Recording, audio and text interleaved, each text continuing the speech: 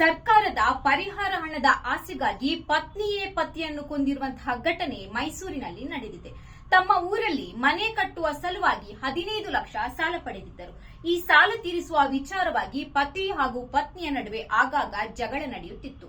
ವನ್ಯಜೀವಿಯ ದಾಳಿಗೊಳಗಾದರೆ ಸರ್ಕಾರದಿಂದ 15 ಲಕ್ಷ ಪರಿಹಾರ ಸಿಗುವುದನ್ನು ಪತ್ನಿ ಮೊದಲೇ ತಿಳಿದಿದ್ದು ತನ್ನ ಗಂಡ ರಾತ್ರಿ ಮನೆಗೆ ಬರುವ ವೇಳೆ ಊಟದಲ್ಲಿ ವಿಷ ಹಾಕಿದ್ದಾಳೆ.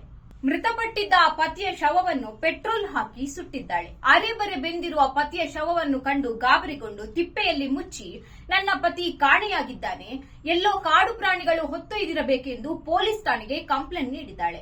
ಪೊಲೀಸರು ಸ್ಥಳ ಪರಿಶೀಲನೆಗೆ ಎಂದು ಬಂದಾಗ ಈಕೆಯ ವರ್ತನೆಯನ್ನು ಕಂಡು ಅನುಮಾನಗೊಂಡು ಈಕೆಯನ್ನು ವಿಚಾರಿಸಿದಾಗ ಸರ್ಕಾರದಿಂದ ಬರುವ ಪರಿಹಾರದ ಹಣದ ಆಸೆಗಾಗಿ ನಾನು ಈ ರೀತಿಯಾಗಿ ಮಾಡಿದ್ದೇನೆ ಎಂದು ಪೊಲೀಸರಲ್ಲಿ ಒಪ್ಪಿಕೊಂಡಿದ್ದಾಳೆ. ಇಂತಹ ಇನ್ನಷ್ಟು ಮಾಹಿತಿಗಳಿಗಾಗಿ ನಮ್ಮ ಪೇಜ್ ಅನ್ನು ಫಾಲೋ ಮಾಡಿ.